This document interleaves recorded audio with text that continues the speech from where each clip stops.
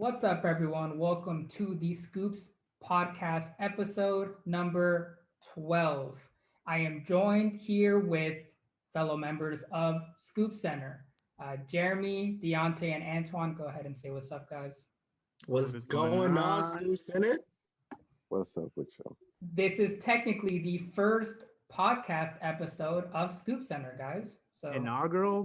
What? Congratulations, Yes, guys. There we go. Congratulations. So excited about this. Yeah, Gino, RIP. He could have been here, but he had to get his sleeps. He had to get his Z's. We'll talk about it on his podcast.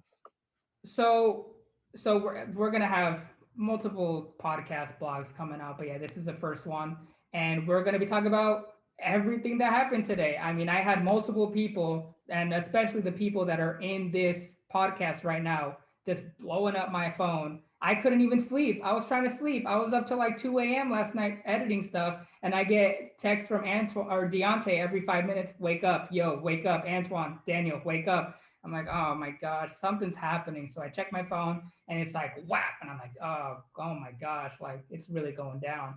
So we're gonna go through the top five, what we consider the top five, and an honorable mention, and just our thoughts on the trades. Not going to be that lengthy of a podcast, but yeah, that's what we're going through. And I mean, unless if there's anything else you guys want to say, we just get straight into it. Let's get it. I'm here for it. Let's get it. Let's go. Do it. All right. So honorable mention is the trade between the Boston Celtics and the Orlando Magic. Evan Fournier is now in Boston, and the Magic get Jeff Teague and a second round pick. Not anything like super exciting, but I mean, Evan Fournier, we know that he is a marksman, and that, you know, that's something that especially Gino was letting me know in previous podcasts that that's something the Celtics really needed. Do any of you guys have any other thoughts on this? Oh, and Jeff Teague leaving. I mean, that's something Gino also said he was happy about, getting rid of Jeff Teague. So any thoughts that you guys have on that trade? I definitely think it gives them the opportunity to play their rookie point guard more now.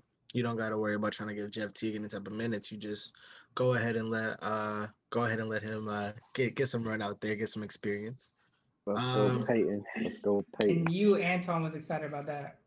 Let's go. As far as 48 to Boston, man, I really don't know how to feel about it. I mean, you already got two like ball dominant wings who do a lot of ISO ball. I mean, if you watch Celtics basketball, bro, it's a lot of tough shots either from the mid range or the 3-point line between both of those two players. So, I mean, Fournier can just be a marksman, I guess. If you want to have Fournier just as a catch and shoot dude from the wing or the corners, I mean, so be it.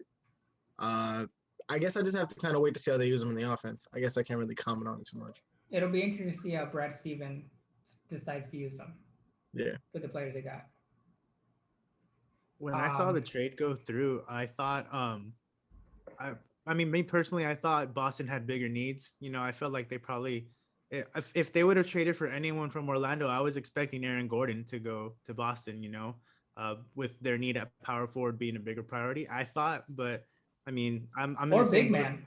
Oh yeah, just a big man in general. Exactly. So that's where I thought the trade was going to come from. When I saw Evan Fournier in the headline, caught me a little off guard, but I'm intrigued to see, like you guys said, how Brad Stevens is going to make him fit in that offense. How's he going to mesh with the rest of that lineup? You know, can he stay healthy? I mean, it's a lot to think about, but should be an interesting fit. And speaking of Boston big man, Daniel Tice is gone. And so that opens up the door for the Time Lord. Robert Williams is going to be getting his minutes. And I feel like there's more people excited about that than usual, like a backup center getting their moment to shine. I mean, I think everyone is kind of a little bit of a Robert Williams fan, because we've been hearing a lot about him. And in the minutes that he has been given and that we have seen, we like what we see. Yeah, he's someone I thought they would give him a little more burn a long time ago, honestly. Like him coming out as rookie, I think it was either Texas A&M or Mississippi State. I cannot remember. It might be neither of those.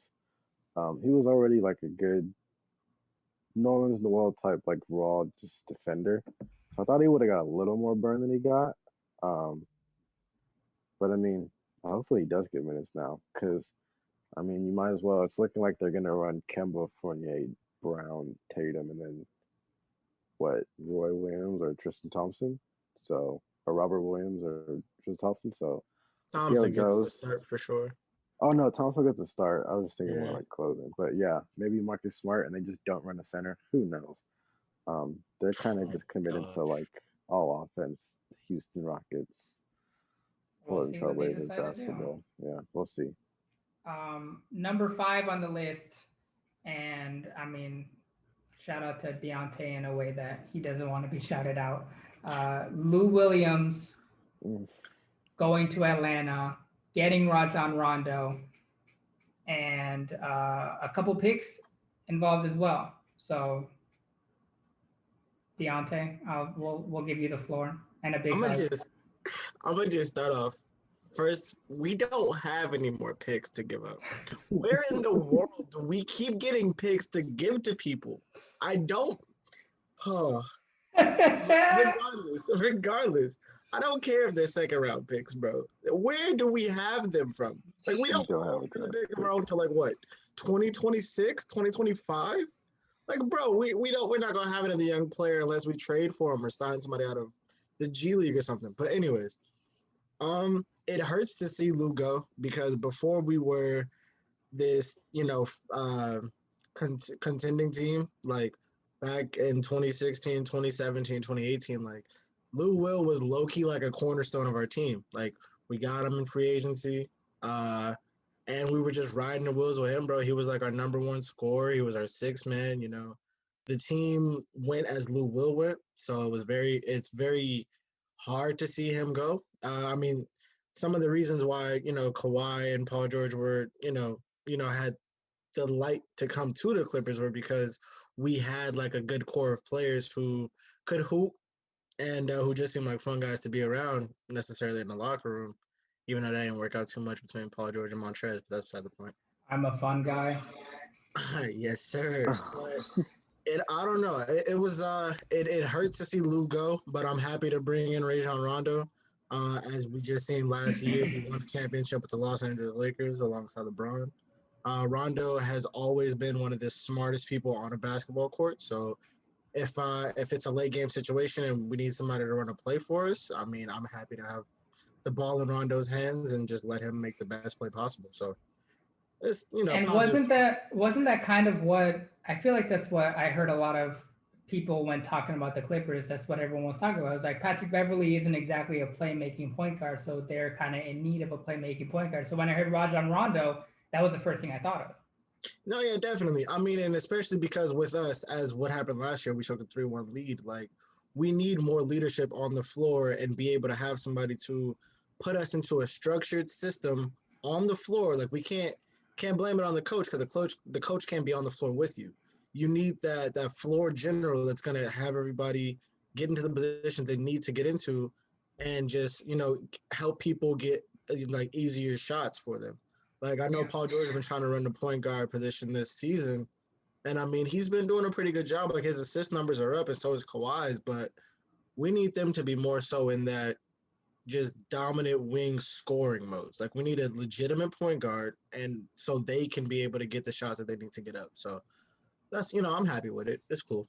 Yeah, and Rondo's one of those guys that you can never sleep on. I mean, no matter how old he is, no matter what injuries he's gone through, it's like there's always that chance that he's going to either do something spectacular or do something important.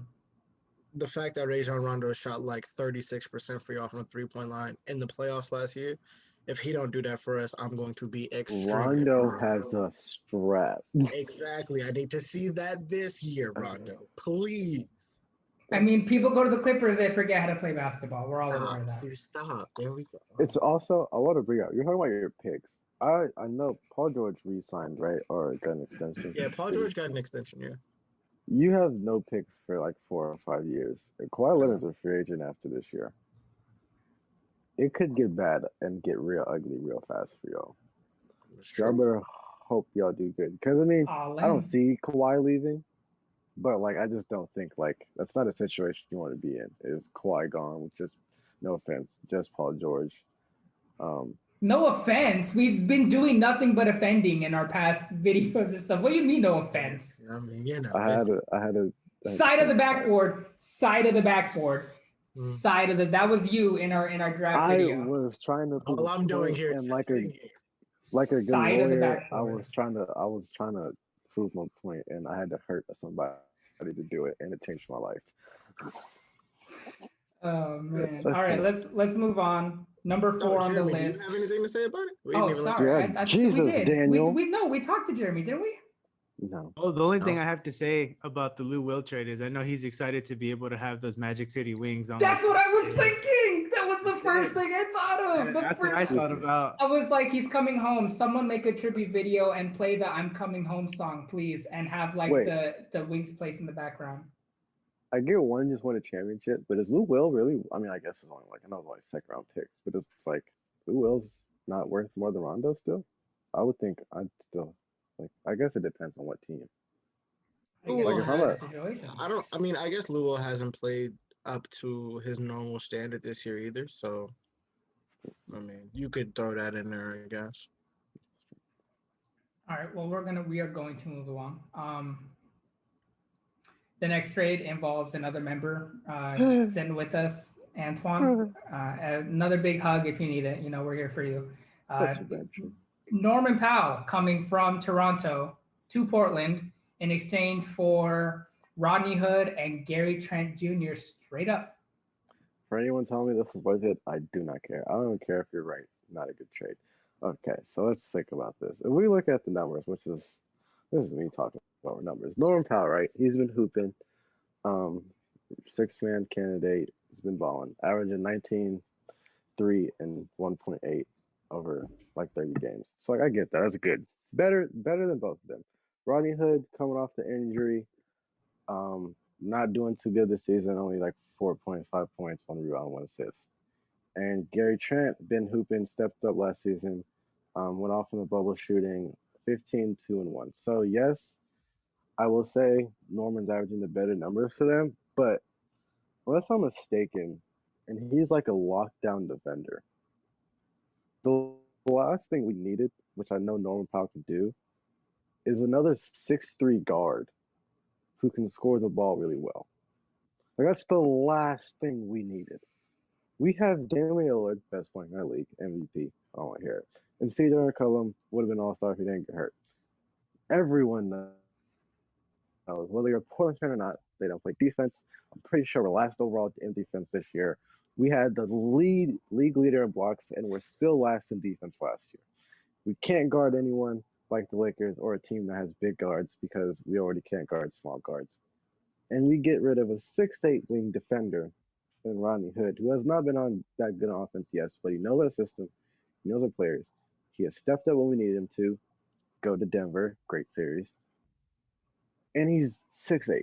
We gave up 6'8" and 6'5" Gary Trent, who I know we weren't going to be able to pay next year. I'm pretty sure Norman Powell's a free agent too anyway. We're not going to pay him. I just don't like giving up for 6'3" scoring. It's not what we need. We have Carmelo Anthony as our 3. Like, we need defense at the 3.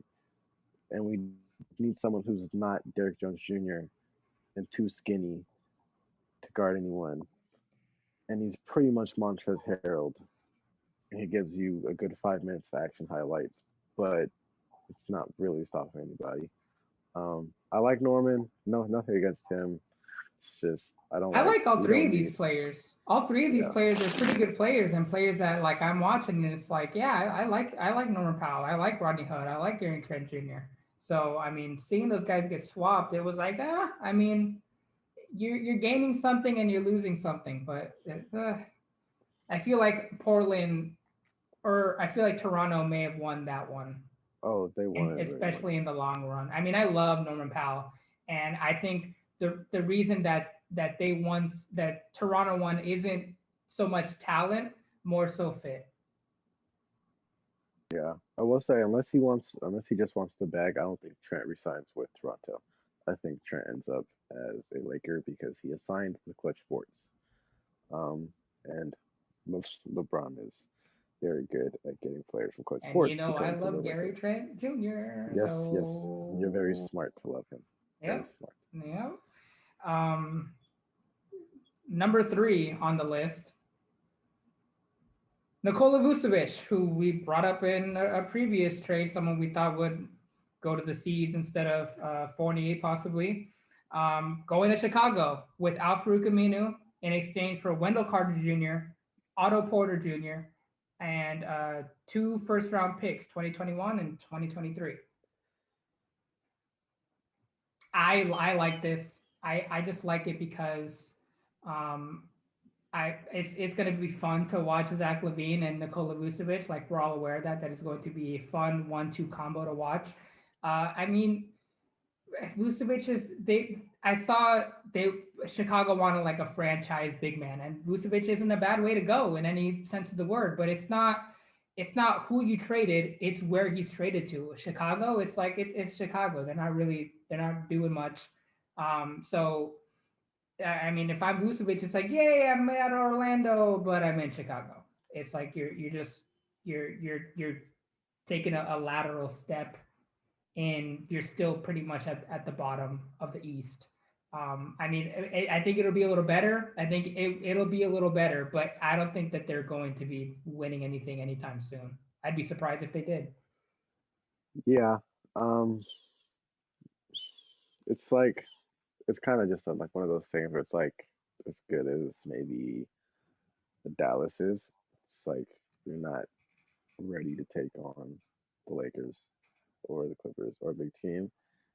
And I mean, maybe I think Chicago got caught up in wanting their franchise big, and I think would say not overpaid because of the player they got, but overpaid in the sense of like it doesn't really change what you're gonna do in terms of winning, like you said. So I would agree with you. Yeah. Deontay, you were shaking your head at me. A little bit. It's only because I follow Chicago a little bit, just due to the fact that Zach LaVine's there, because Zach LaVine been my boy since the UCLA days.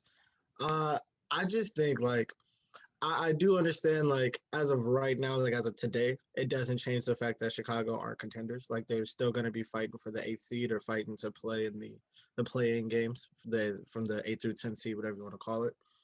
But like in a standpoint of it, I think what it shows is that there's growth in the Chicago organization. Like a few years ago, they just had draft picks that they hit or miss on, and their team didn't have any real like direction. But with the new front uh, with the new front management that they have, it kind of just showing that okay, we're here. We already have a cornerstone for now in Zach LaVine. If you want to use him for the future, or if he's just a for now piece, that's cool. You pair him up with somebody who is going to help them offensively and defensively, because Wendell, as good as Wendell Carter was, bro was like 6'9", 6'10" at the center spot. Like when they go against any center that can do any damage in the post, he couldn't stop that center. They struggled offensive rebounding. They struggled defensive rebounding. I think Vucevic is anywhere from averaging like 8 to 11 rebounds. I think he's like on the cusp of double digits if he's not in double digits. So it helps them there. And then it kind of just shows that, they know what they were lacking. And they gave up some of their future, which was Wendell Carter, because he was a young and up and coming player, for a now piece to just, kind of show that they're ready to have some type of growth. Like they're ready to try to make a playoff appearance. They don't want to be the lottery pick team again. Like they want to be known as something more than just the Chicago Bulls, like 14, 13 seeds. So I personally like it, and I like Zach LaVine a lot, so I'm biased. Me too, but I just don't know if I don't know if this I get it. It's a step up, but it's like a step. It's just it's not and I get there's not going to be bounds and leaps from where they are now. It's not like they're going to go win one trade from where they are now to a contender in the title. I would like to have I wish be in like their managerial meeting and saying, all right, this is what we're doing now, but what's our plan for the next 5 years? Exactly. Because Vucevic is 30. So the main problem, I don't have, I guess not problem. Main thing I'd say about trade is like that I wouldn't do is I don't know about two firsts. because now you have a 30-year-old center who, I'm not saying you can't play to 34 and be productive. I'm not saying they can't flip in 2 years, but you gave up a young player who has potential. Yeah, he's only 6'9". I don't see why they didn't just. I mean, if you run him in marketing, it doesn't matter that he's 6'9" in my opinion, because marketing 7 foot.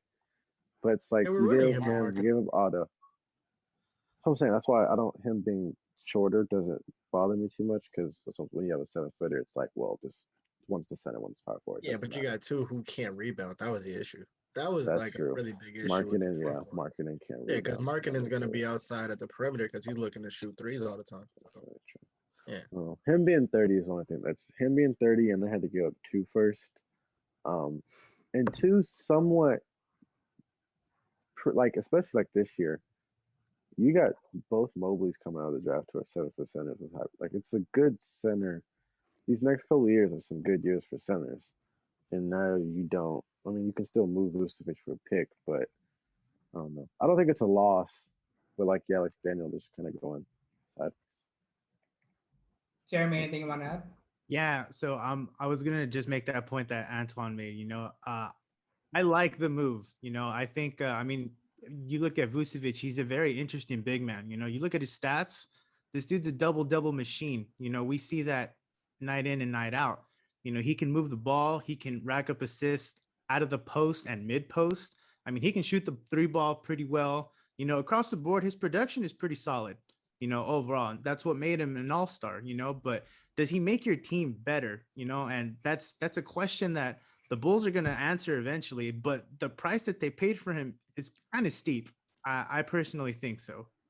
It's a big gamble for them to make this type of move for someone of his age. I understand the upside, and the production that he's made, and they're really putting all their marbles on him and Levine working out, as a duo and making that push in the East. So I just think it's going to be something to kind of watch out for. And maybe this move, it possibly opens the door for Markkanen to end up getting traded or end up going somewhere else. So Yeah, definitely. All right, so we are in our final two trades, and uh, of course my two favorite trades, and they're the top two. The first one, number two, the Aaron Gordon trade. I mean, after discussing with you guys, Victor Oladipo's number one, and we'll get to that. But I personally liked the Aaron Gordon trade and him going to the Nuggets a little more than Victor Oladipo. So the trade was Aaron Gordon and Gary Clark going to the Nuggets, and in return, the Magic get Gary Harris, R.J. Hampton, and a 2025 first round pick.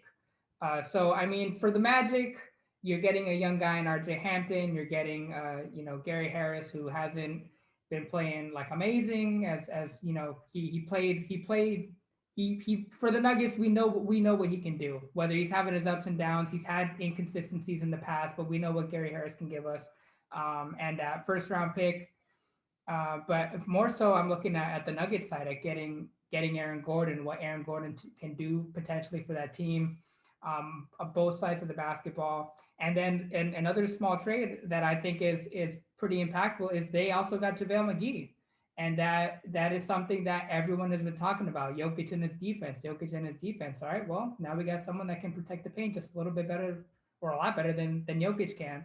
And so those two additions, they give them a lot of versatility that they were lacking. And I mean, that's something that I'm excited to see out of Denver. Yeah, I think you said it basically when it comes to versatility. I mean, I think we've seen how much of a hit they took when Jeremy Grant left. Like, not saying that the Nuggets weren't still a really good team after Jeremy Grant, but like they really didn't have a whole bunch of big bodies to throw at like the wing players who are scoring from the perimeter or who are slashing to the basket.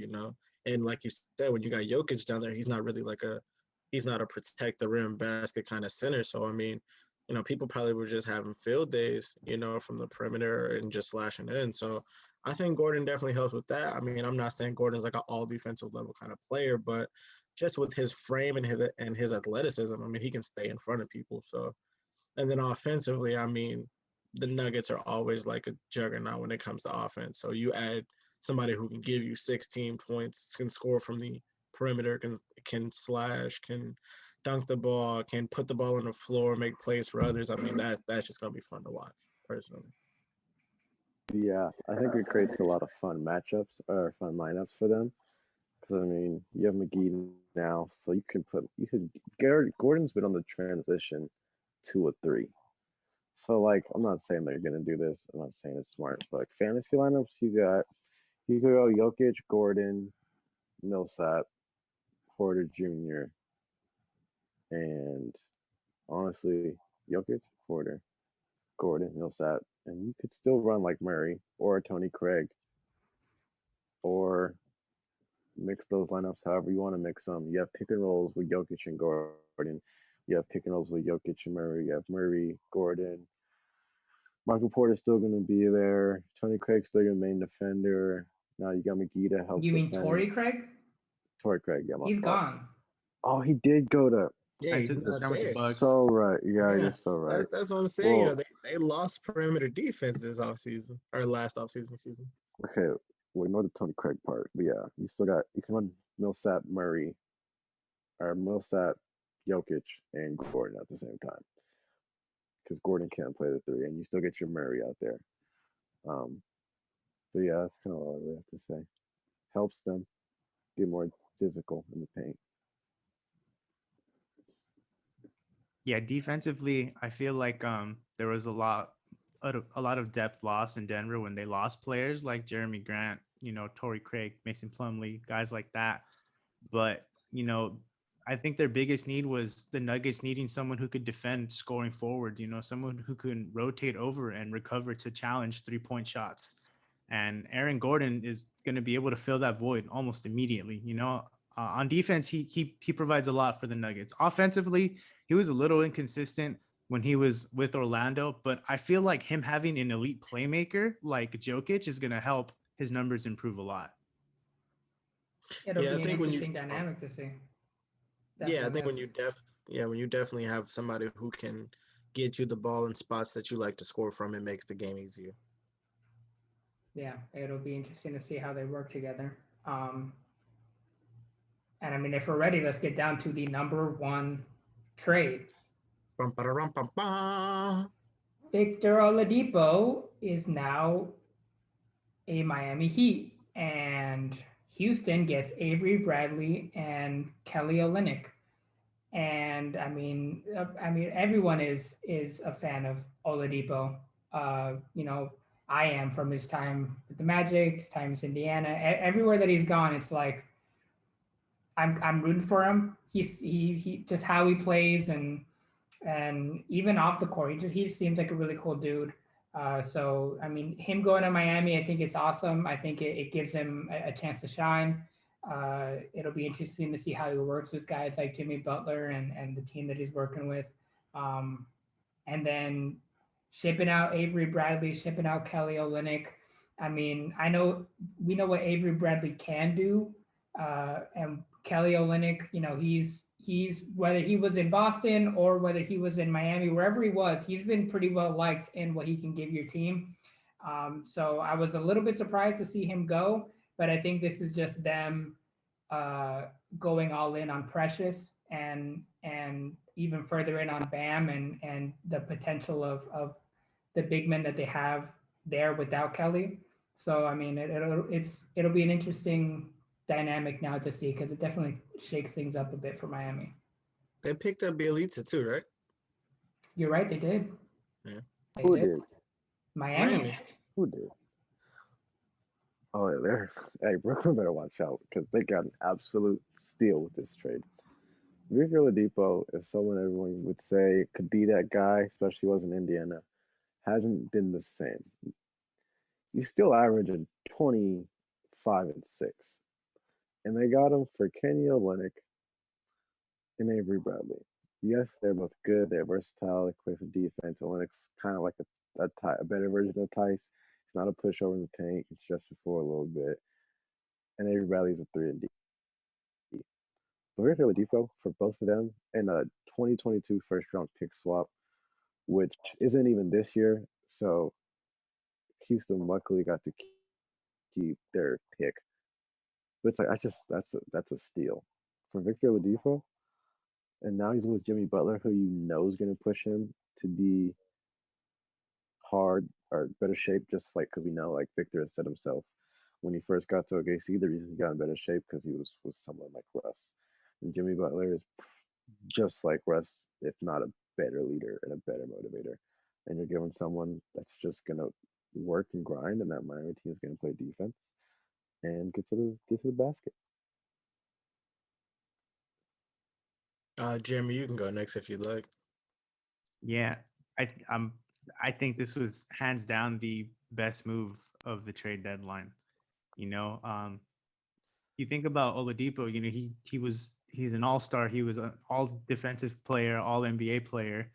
I mean, the version that we saw of him in Indiana was phenomenal. That's how we all got to know him. That's how he burst onto the scene. You know, if he can even get half of that version back of him, you know, and you pair that decent version of Oladipo with Bam Adebayo, with Goran Dragic, and Jimmy Butler, this has the potential of a career revival in some way for Oladipo. If he can manage to find his form with this team, I feel like if there was ever a team to find it with, I feel like it would be this team because this is the team that had to grind out very hard in the playoffs last season, you know, facing tough teams in the East to be able to even make it to the finals. They know what that grind is like. And if Oladipo can feed off of that energy and if he's able to put in work to kind of grind and get his old version back, this is a team that could be really dangerous. Yeah, I mean, I think just to add into what you guys are both saying, I mean, I definitely think Oladipo is going to get back to the level that we saw him at when he was playing in Indiana.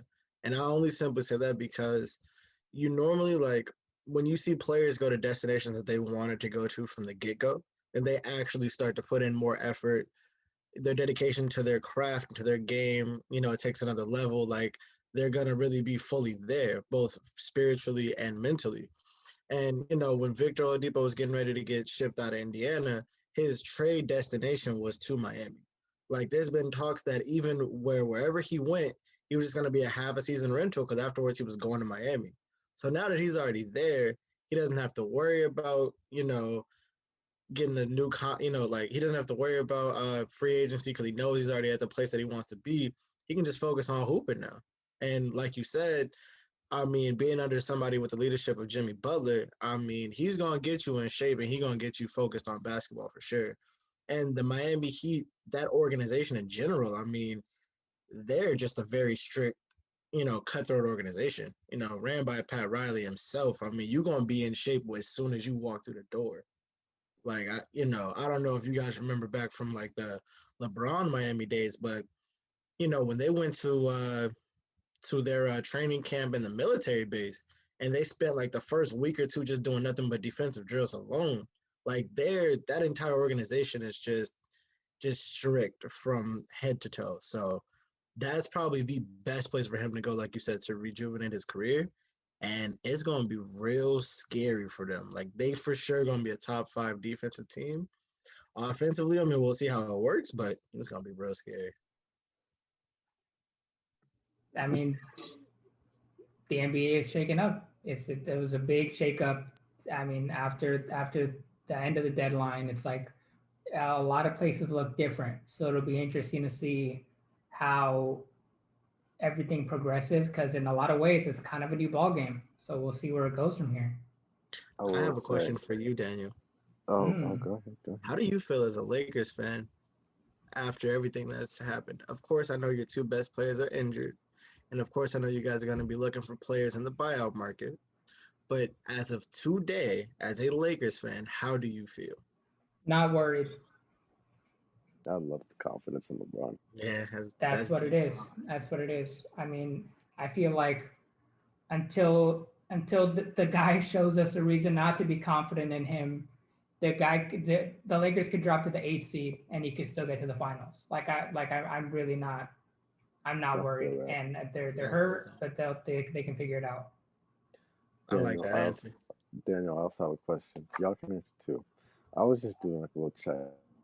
I don't think Chicago. I just checked. Chicago still went kind of sideways, but I saw who else they got, and I didn't realize they got Dice too. Um, that does kind of help them a little bit. And then Orlando. I think Orlando set themselves up pretty nice for the future if you look at it. Oh, for sure. You brought Oh, in for Gary sure. Harris, picks. You brought in R.J. Hampton. You brought in Wendell. You brought in Otto. You still have Jackson coming back from injury. You still have Fultz. You have good picks this year. Now you have two first this no. Not Yeah, not two first Jackson, this but year. Isaac. Jonathan Isaac. Jonathan Isaac. Yeah, there you go. Dang, I'm horrible with names. You got Mo Bamba. Like you have a good young core, and you gave up a 25 picks. So you gained essentially only one, but you got two sooner draft picks. I think Orlando's got a nice young core. And now Mo Bamba gets to have some actual burn. Like, bro, Vucevic was running like 30 to 33 minutes per game. So Yeah. now Mo Bamba gets to be on the court for 20 to 25 minutes per game. That's the only way you're going to get better is by getting that experience. Agreed, but I mean, with the extra minutes he's gonna get comes the pressure to living up to those minutes because we all know what Mo Bamba can do. Question is he going to do it? And Oh, we all yeah. know we all know what. Same thing with Orlando as an organization. Like you said, they're promising. You know, they have a promising future, but you got to do something with that promise. Yeah. Their backcourt for sure is real promising. I mean, even if you don't even want to include Markel Fultz in the long run, you got Cole Anthony and you got R.J. Hampton, and then I'm pretty sure they're I gonna didn't even honor it. say Cole Anthony. You did Oh not my say Cole God. Anthony. I'm I so knew glad I I was wasn't missing asking you. somebody too. I knew I was missing somebody too. Bro, Oh and my Cole God. Anthony for sure was playing pretty well this season prior to his injury. So So I'm what's the just potential? saying, bro. What's the potential lineup? Cole, Gary Harris, Isaac, You got to think of who they Bamba. get out the draft. Who's their four? Do they take a Isaac, Mobley? put Isaac Isaac's at the their four. four. Isaac, Isaac's their so who's four. their three? So with three, Jalen Green. It really take depends on Cade. what their pick is. Oh, we don't got to get into all that right now. Yeah. Aaron Gordon. Oh wait. Oh, haha. Put Bamba at the four, draft a center, take a Mobley, run Mobley and Bamba. 2 7-footers. That's kind of nasty. I don't know, man. But yeah, they do have a lot of potential. They just gotta hit right on the draft, and then they just gotta execute just with the players that they Daniel, have. Have you seen the Mobleys play? Here and there. They're nice. Very nice. That's especially younger brother. That's not a regular 7-footer. Nah, That's not that's at a all. KD. Not a KD, but that's a KD. That's Brandon. And those, I feel like those are the most fun players to watch. In the end of the day, watching those tall guys that can do everything. They're very much so fun. We play them tomorrow. Can't wait. What? Bobo's gonna get more minutes in Denver? Is that what I'm hearing? He might, honestly. I'm trying to tell you that. He really should. 7 foot. Look, Bobo, Jokic, Michael Porter, Aaron Gordon, Paul Millsap. Run it. Really, he really should. Say something, Daniel. Make fun of my lineup. No, not making fun of Jokic running the point. I'm excited to see what happens next. Damn. So that's it. It's a wrap. Portland Thank you guys for joining for this episode of Scoops Podcast, and thanks for listening. Shout out ScoopsCenter. So I don't really got a sign off question.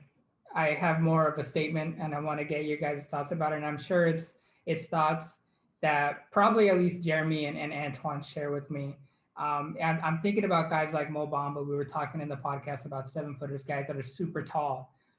I hate so much when even just in day-to-day life, when I see wasted height, because I myself am not a tall person. And then when I see a super tall person out there that I'm either assuming or that I know is not using their height in basketball or anything in that, it's like I look up and I'm like, why? Like really? Like I for example, I'll give you an example. I was watching my brother-in-law play soccer, and he was playing against a guy on the soccer team that was 6'8". And I'm like, dude, you ever heard of basketball? And he's like, yeah, but I'm from Europe, and I didn't, grew up playing soccer. And I'm like, am I the only one that feels that way? I feel that way. You know, I low key think. Okay, I don't want to get canceled. I feel this way with females a lot too. Like I see tall females. Let's No, not get okay, canceled. Let's okay. not get I don't canceled. want to. Hey, Okay, I don't you. want to. Yeah, Let's, yeah, for let's sure. not get Like canceled. I see people and I'm like, you hoop? Are you playing volleyball? And they're just like, no. And I literally look up. I'm like, why? I'm like, I couldn't take 3 more inches. I'm just trying to be 5'10", God, and he's 6'8", and he's bagging my groceries. I do not appreciate this. Deontay, I do you could agree with this? Have you felt this at all? I mean, you're what, 6'1"? I am 6'1". So I waste mean, of height. Waste of height. nah, I played basketball Not and at stuff and all. stuff. I mean, he used the height. So I mean, respect Oh, to him. Jeremy? I think hoopers have that mentality of like, man, this is wasted height, you know? But like, so Daniel, you mentioned that was it your brother-in-law or who was it that saw the 6'8" player on the soccer Oh, team? I saw him. I was watching my brother-in-law play, and the guy he was playing against, he was 6'8". Okay, see. So I think in soccer, I don't think that's necessarily wasted height, especially like if that person was playing defender. You know, Facts. height is definitely necessary in soccer, especially like if you're playing defense and the opposing team is sending crosses into the box. You want someone tall to be able to fend off any forward or anyone who's trying to even reach your header, and you can just head it out. I don't think that's so much wasted height, but 6'8"? I maybe not 6'8". Okay, so and around like typically I feel like 6'4", 6'5" is a good height.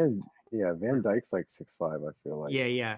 6'4", 6'5" is a good height for defenders, and there's like he just said Virgil van Dijk from Liverpool, and he's probably one of the best center backs in the world, and he stands at 6'5". So I don't think it's necessarily wasted height, but there's average Joes like us, who, hey, we don't know if we would have gone pro if we would have just had a couple more inches to our height. I mean, it does make a difference. We'll never know, but I mean, I wish I had a little more height. So I mean, that's just me though.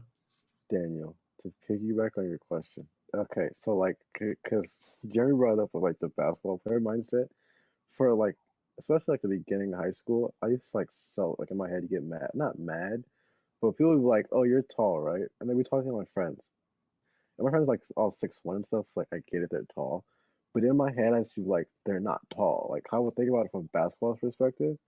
So like in my head, they say they're tall. I'm like, they're a point guard. I'm like, you don't even understand. They're not tall.